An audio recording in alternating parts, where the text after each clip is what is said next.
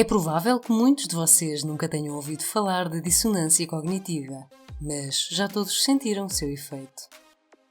A teoria da dissonância cognitiva foi proposta em 1957 pelo psicólogo americano Leon Festinger e fundamenta-se na ideia de que todos nós tendemos a manter a consonância ou coerência entre as nossas ideias, percepções, crenças, atitudes ou valores que constituem o nosso mapa mental e que na psicologia se dá o nome de cognições.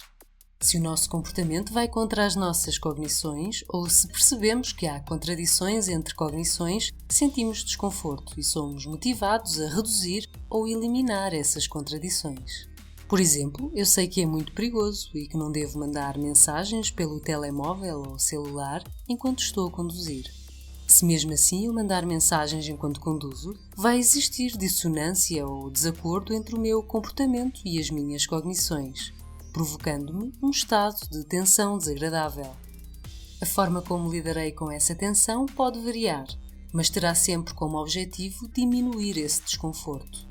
Poderei arranjar justificações para o meu comportamento, referindo, por exemplo, que só mando mensagens urgentes e em situações em que não posso mesmo parar o carro. Ou posso mentir para mim mesma, defendendo que, no meu caso, também não é tão perigoso assim, uma vez que eu até sou multifacetada e mando mensagens muito rápidas e telegráficas. Outro exemplo muito comum são os fumadores. Hoje em dia, todas as pessoas que fumam estão conscientes dos malefícios do tabaco. E quando os confrontamos com esse facto, é muito comum ouvirmos justificações como: sim, mas eu tinha um vizinho que fumou toda a vida e viveu até aos 90 anos. Ou sim, mas é mais provável eu morrer num acidente automóvel do que pelos efeitos do tabaco.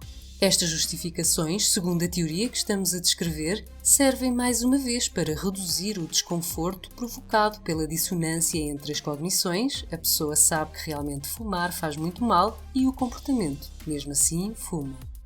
É ainda importante mencionar que a dissonância cognitiva só ocorre em situações em que as pessoas podem escolher ter o comportamento ou não.